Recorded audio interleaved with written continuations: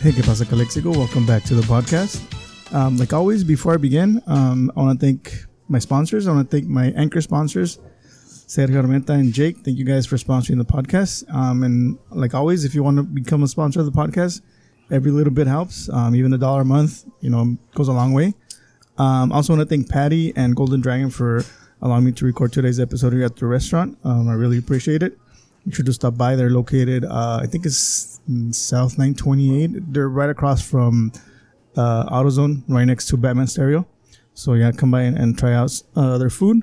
Last but not least, I want to thank my friends at Red Line Studios and Red Line Scene. I want to thank them for sponsoring this awesome mic that I'm using today. Thank you guys so much. I really appreciate it.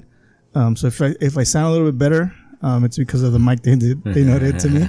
I was really surprised. They're really awesome. So yeah, if you're a local band or an artist or just guitarists that you want to record something professionally, make sure to contact Red Line Studios. They're locally. They're here in the Valley. They have an awesome studio, and they're all about helping local artists get their music out there, and even if you want to plan a gig like a mini concert, they have equipment that they're willing to rent out for you guys. So yeah, make sure to contact Redline Studios and Redline Scene on Instagram. And yeah, they're really friendly people and really awesome. They're, like I said, they're really into helping out the local artists. Today's guest is a returning guest. He's Calexico's mayor, Mr. Bill Hodge. Thank you for being here today. Oh, it's a pleasure. Thank you, Jose. And today, kind of want to talk about something major that's happening here in the community. And despite the fact that it's something positive, I went onto City Hall's Facebook page and read the news, read the post that you guys posted, and then read some of the comments, and people were still a little bit up in arms in terms of well, I'm talking about the $8.5 million that the state awarded to City of Calexico, so that we could expand Heber Park.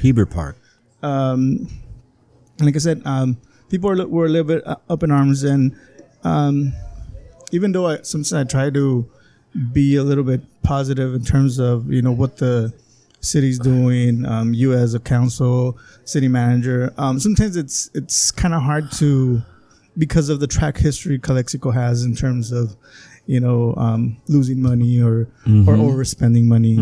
I kind of get where some of the people's comments are coming from. What were their concerns?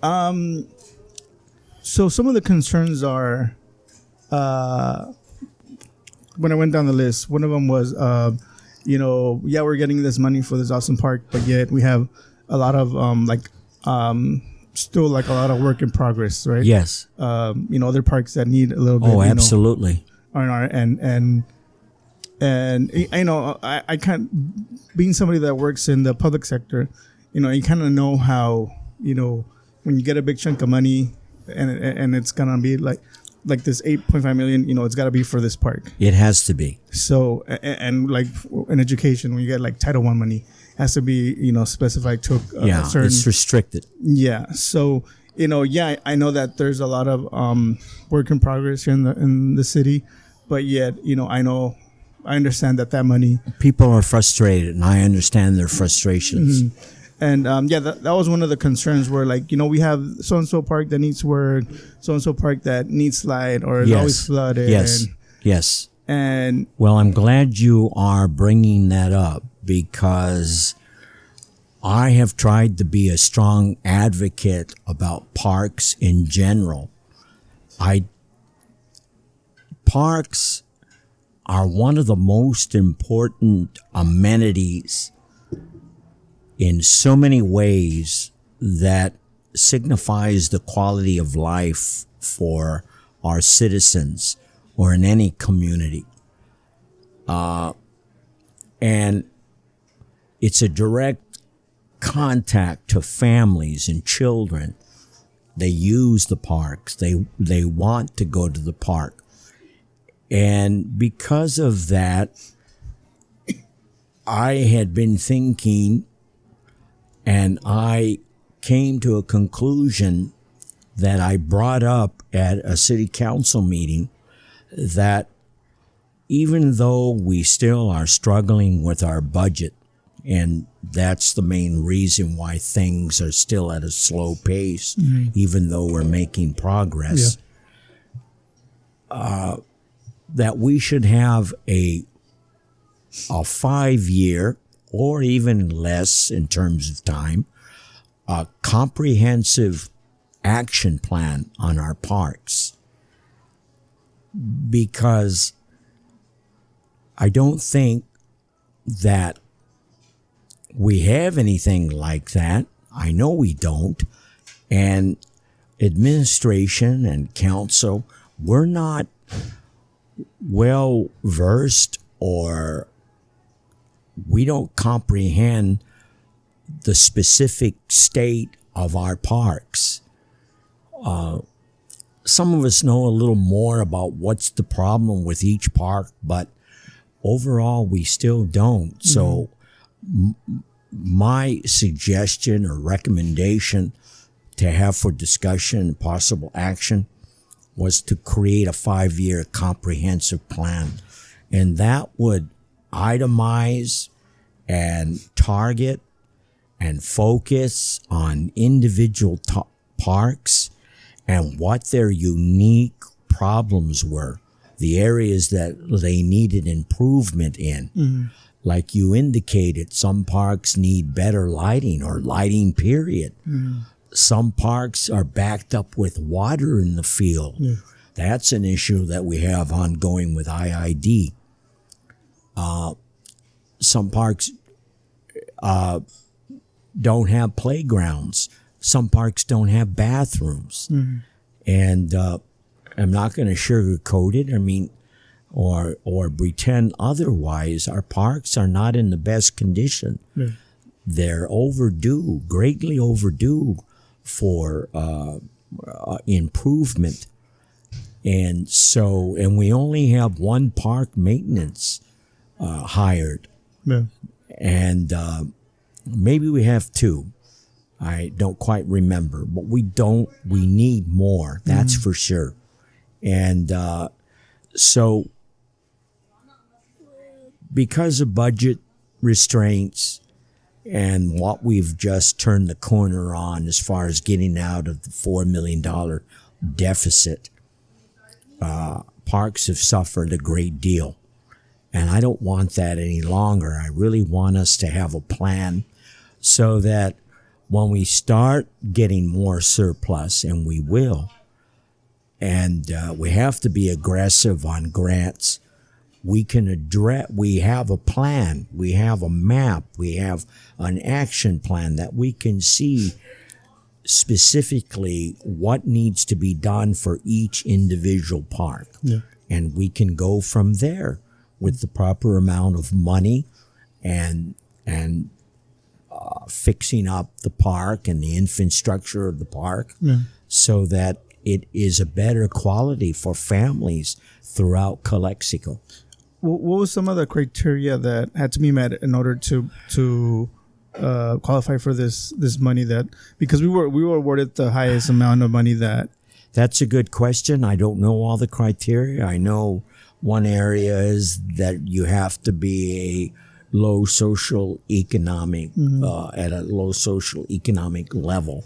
That's one of the main criteria. Did you know that's one of the reasons why that park specifically was chosen? No, I don't, and I'm not going to pretend otherwise. I do know that we have had our eye on that park for a long time.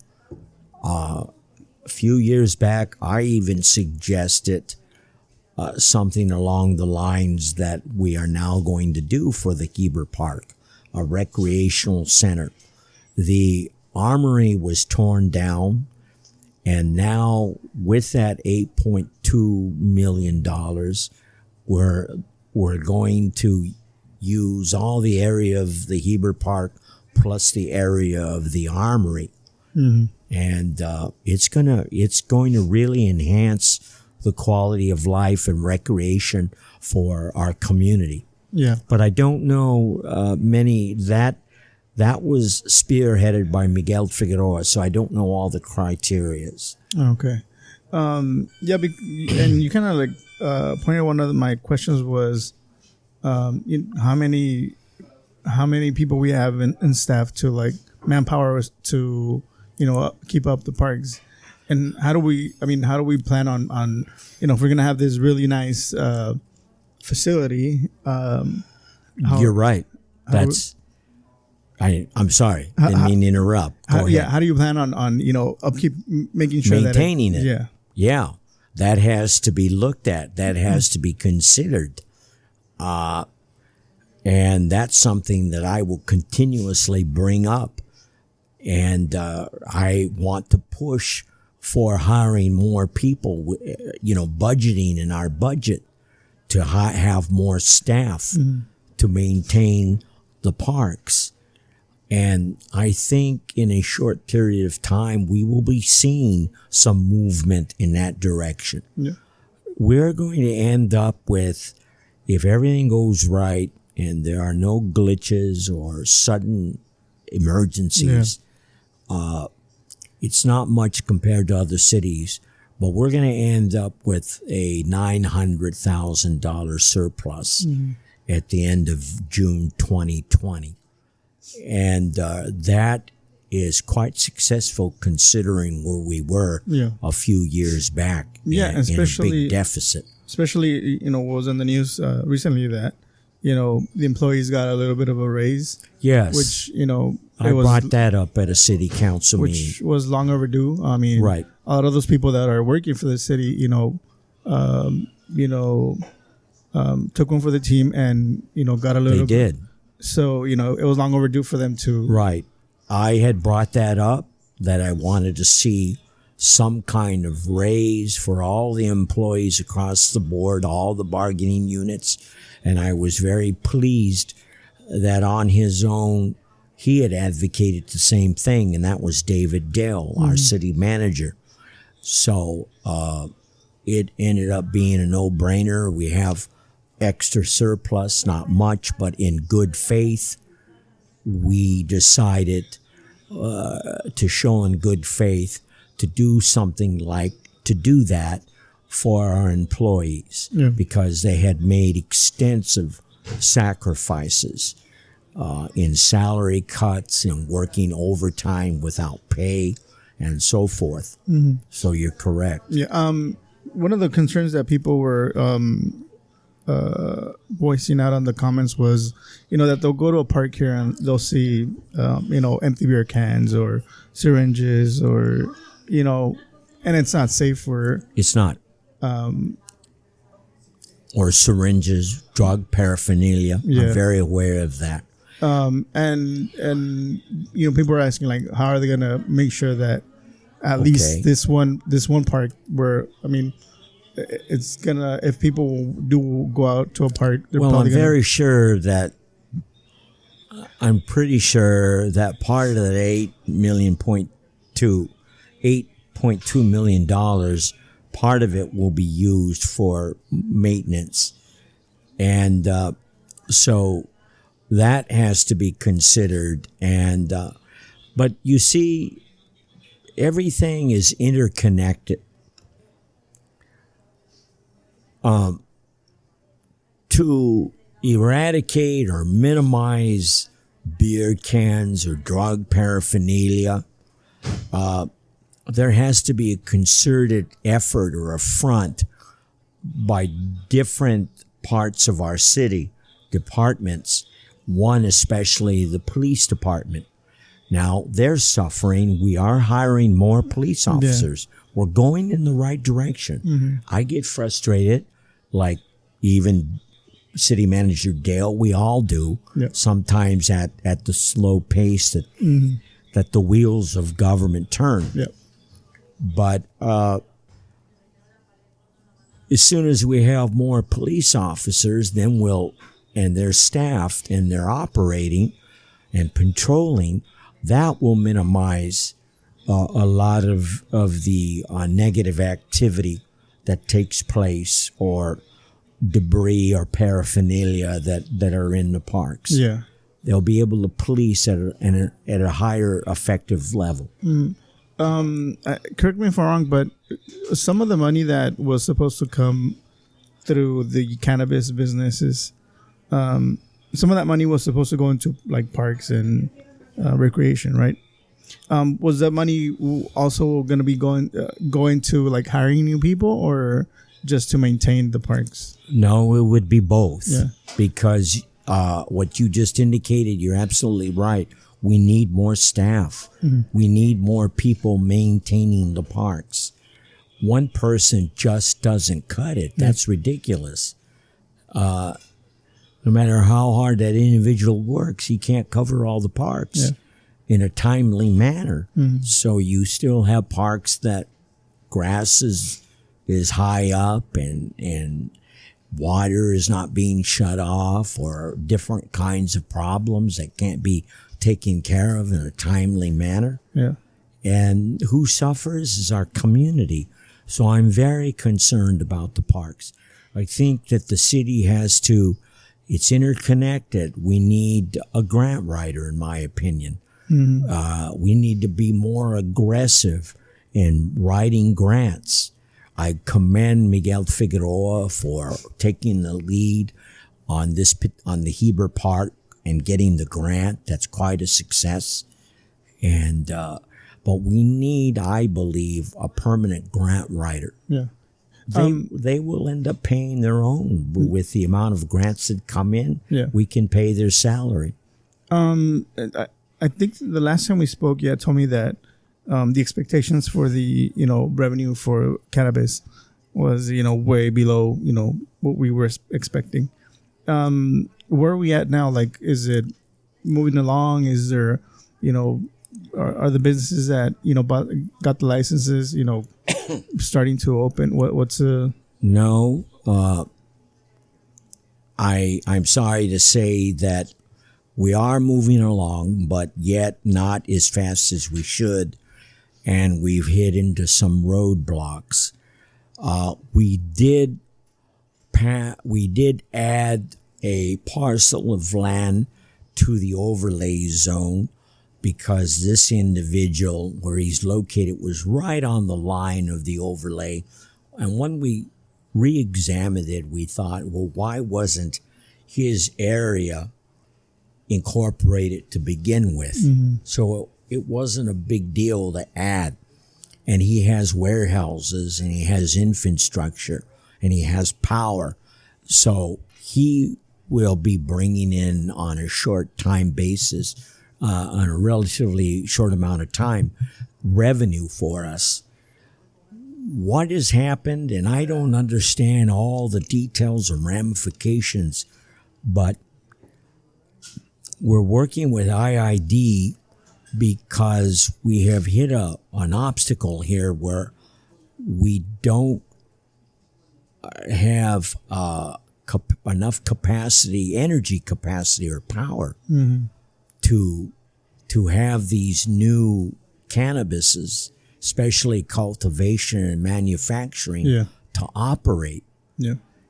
And in the old days, I was told by administration that IID would come in and build the substation, and then we would later pay for it. Mm-hmm.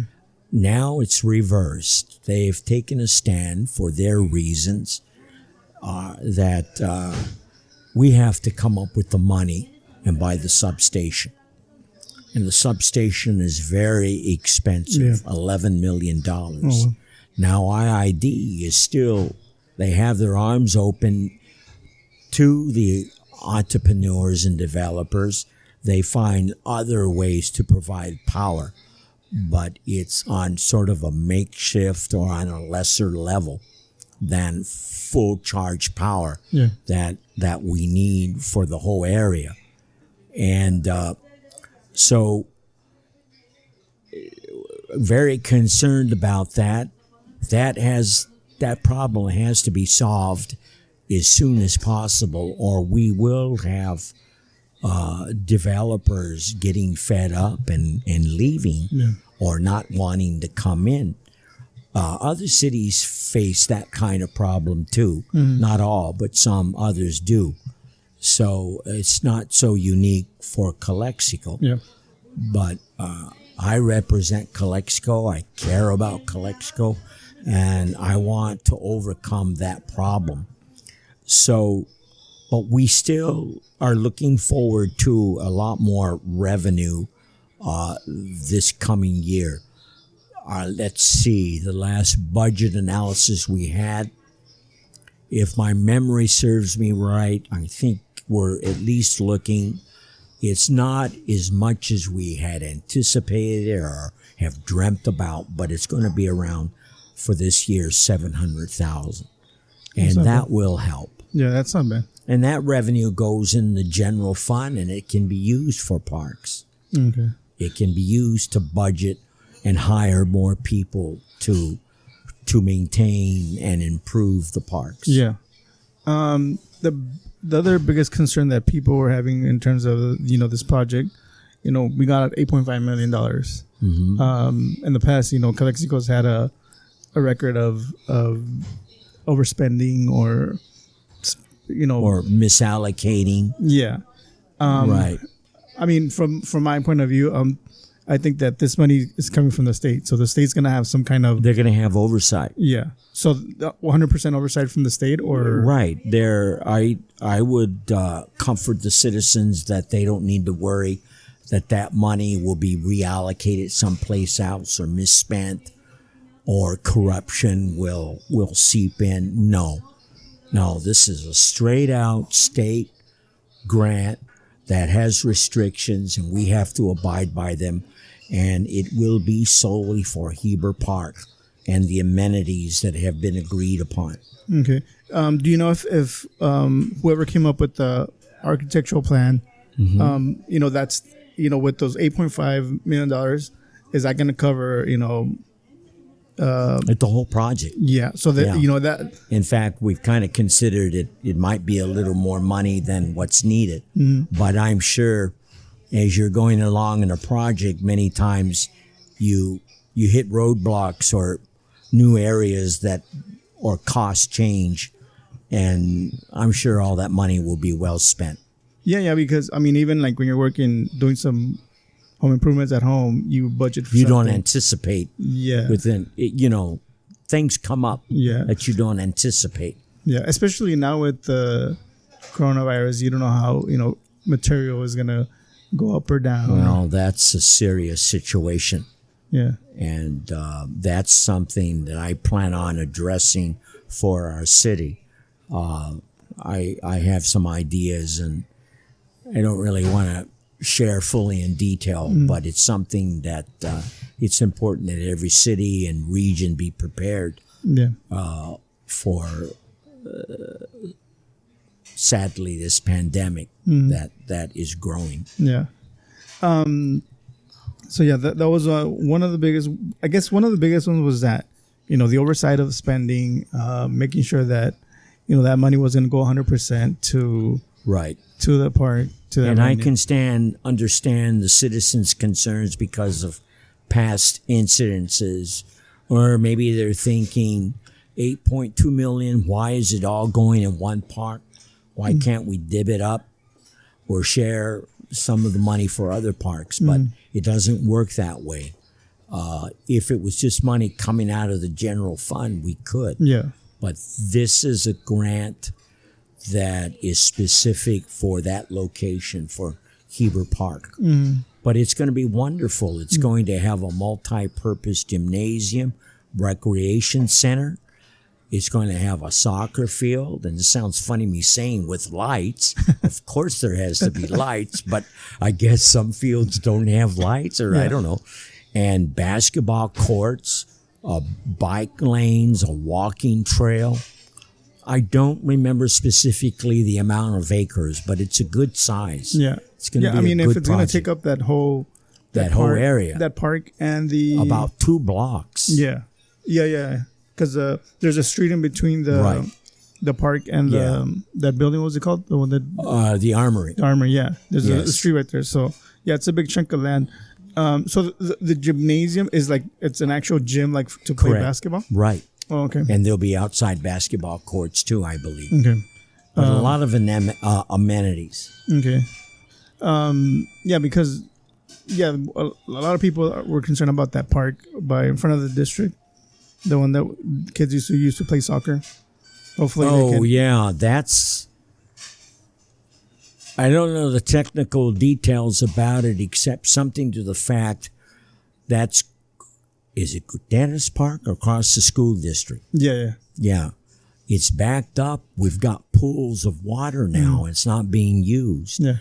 And we're having a little bit of tit for tat between IID and ourselves. Who is responsible? But supposedly pipeline from IID, the water's supposed to be going one way, away from the park, but for whatever reasons, it's backing up and coming back out into the retention basin and causing pools of water, stagnant water. That's a concern. I've already addressed that with the administration about mosquitoes.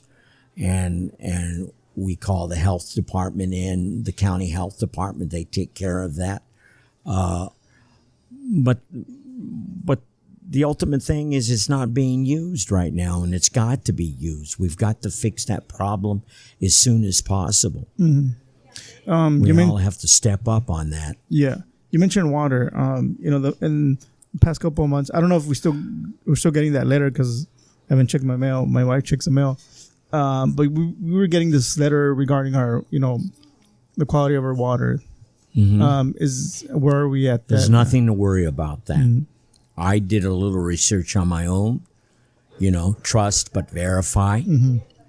And David Dale, who is a great technician in engineering and water and water plants and so forth, reassured us that the level of that particular chemical, I forget the name. Yeah, it's kind of weird. Yeah, it's a weird. Is so minimum that it would have to take, if that problem persisted, it'd have to persist for 20 to 30 years at that level, and you intaking it by either tap water or showering, that might have some kind of minor effect on you. So it's minuscule.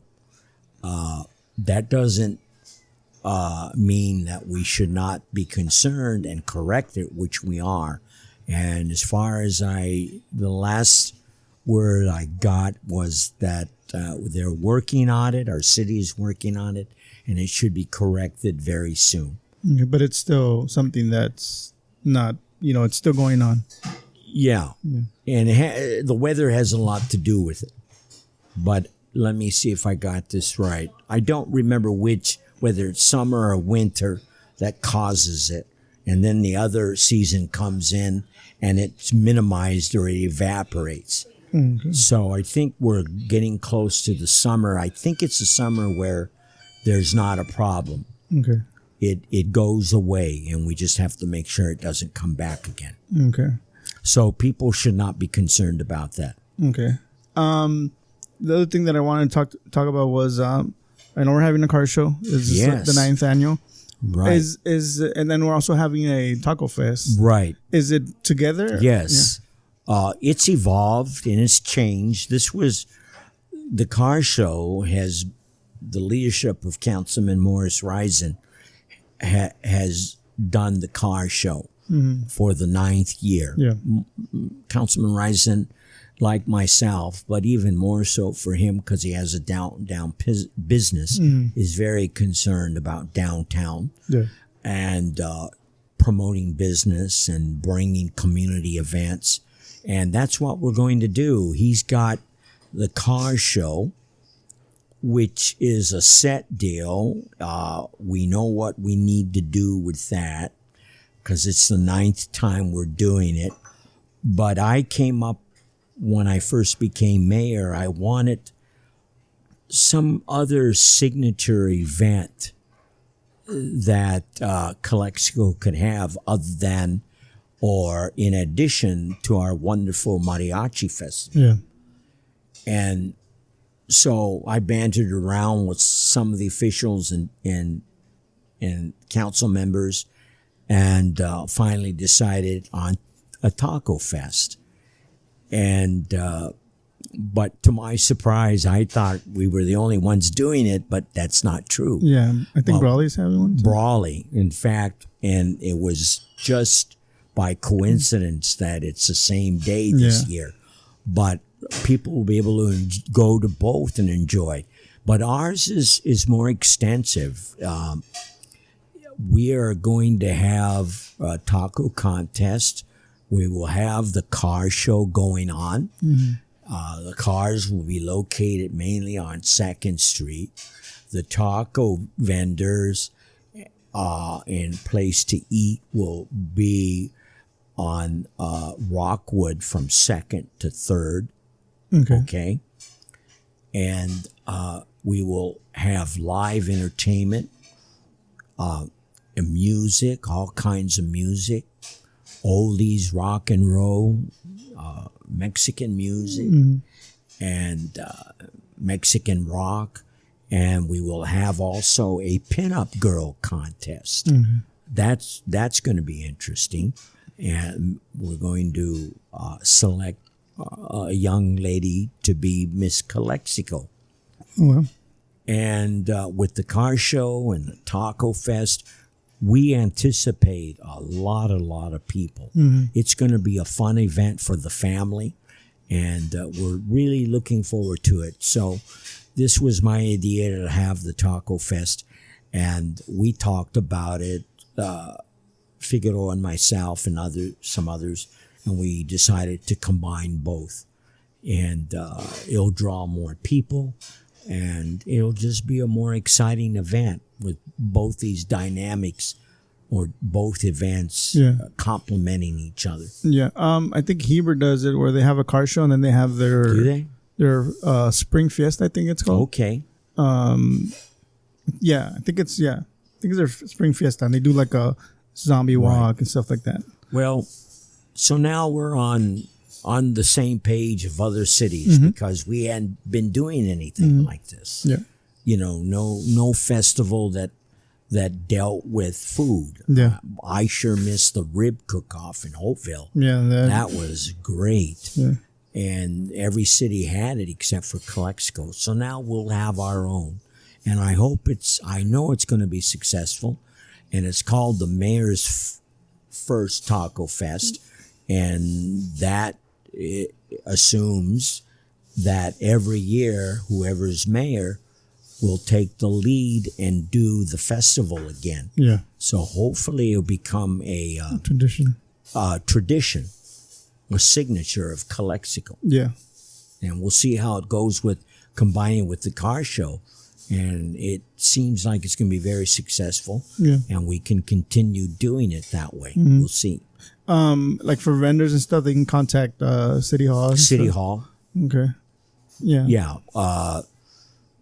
Our executive secretary director, Norma, she's wonderful, does a great job. You can contact City Hall, 768-2110, and she'll take it from there and help you out with the taco vendors. Okay. And Awesome. right now we're putting out the word to potential taco vendors to be a part of this. We're going to have a contest.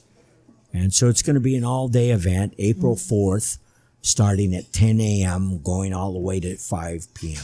Okay, so anybody that you don't have to have It's free admission. but like if you want to be in the contest, you don't have to have like a taco shop per se. You can just be like, say, I think I have a good. Sure, I believe so. Yeah? Yeah. Yeah. So yeah, I guess anybody can go into like the Facebook City of Calexico's Facebook page and And find out more information Yeah. or call City Hall. Okay. Is there Yeah. anything else that you would like to add that we haven't? Let's see what we're talking about now. Well, the parks were extremely important. I'm glad we were able to talk about that. The Taco Fest.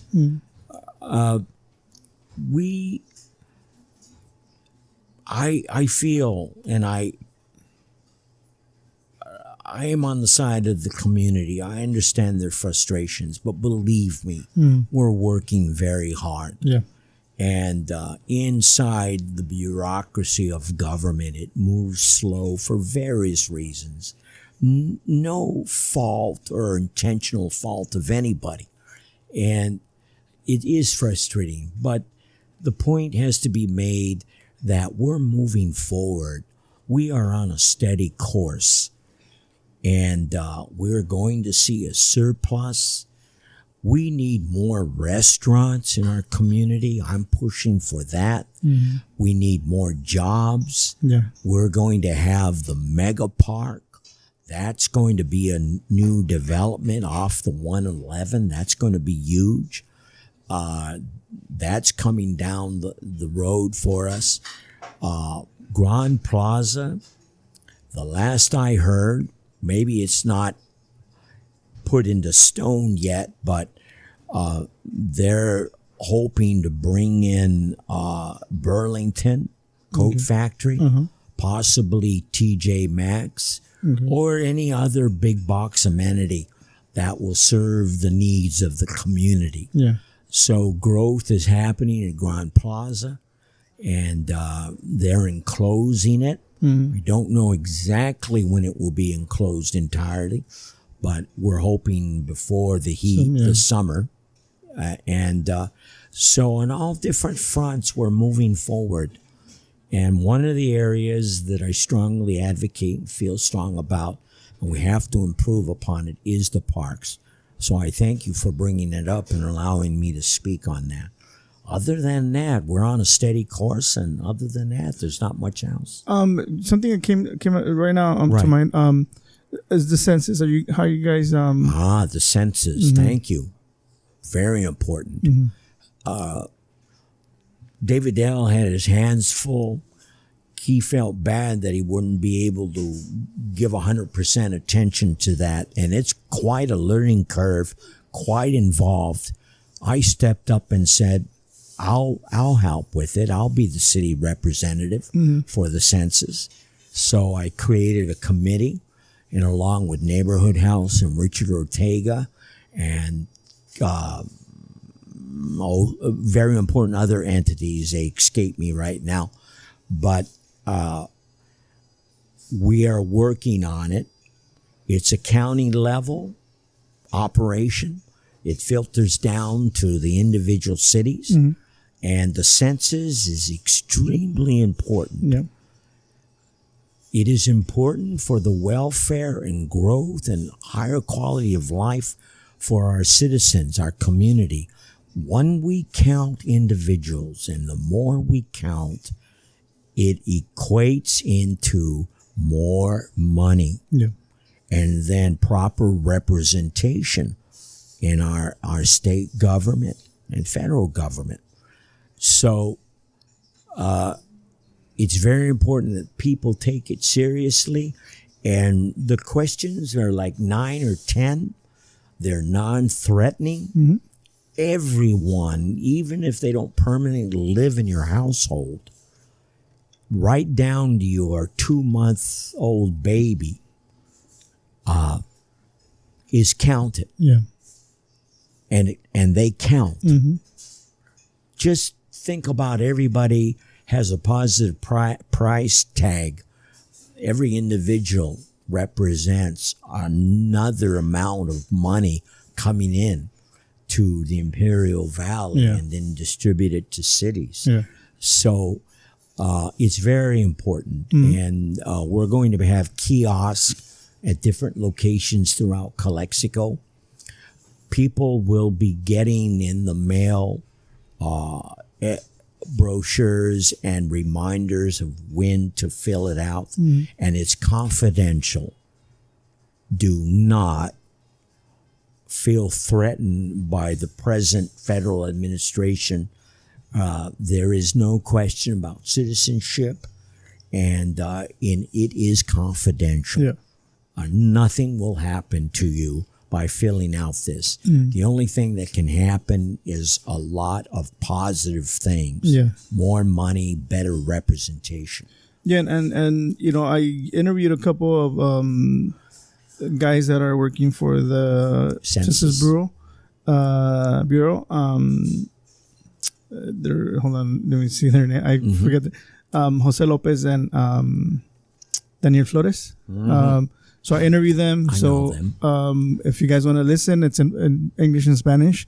So those of you that are worried about the census, we talked about it on that episode. At the end of the day, the president is only going to get numbers, no names, no addresses, no anything. Correct. So it's like I said, like Mr. Hodge is saying, it's really important that you get counted. It means that we get the correct amount of money for our schools, right? For for the city, for our roads, resources for our roads, all kinds of areas, and we get represented at the state level and the federal level. So it's really important that we all get counted. And if you have any questions, there's a lot of people who are willing to answer your questions in terms of the census. If you're worried, don't be worried.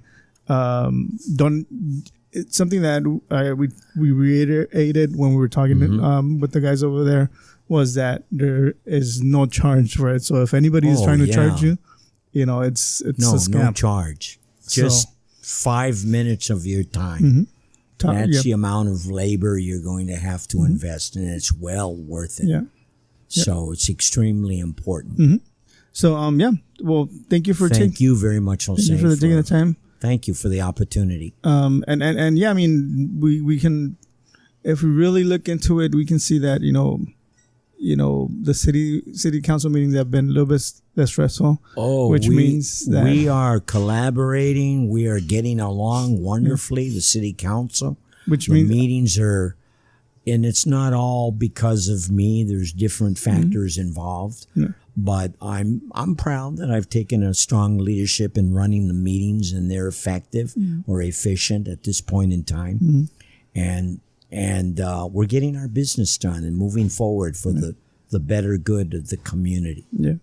And thank you for, like I said, thank you for taking the time. And my main focus was to ease the concern about the park, the 8.5 million. Right. That's understood. Because, it's something positive for a community, and people shouldn't, Here's one more area, if I may interject.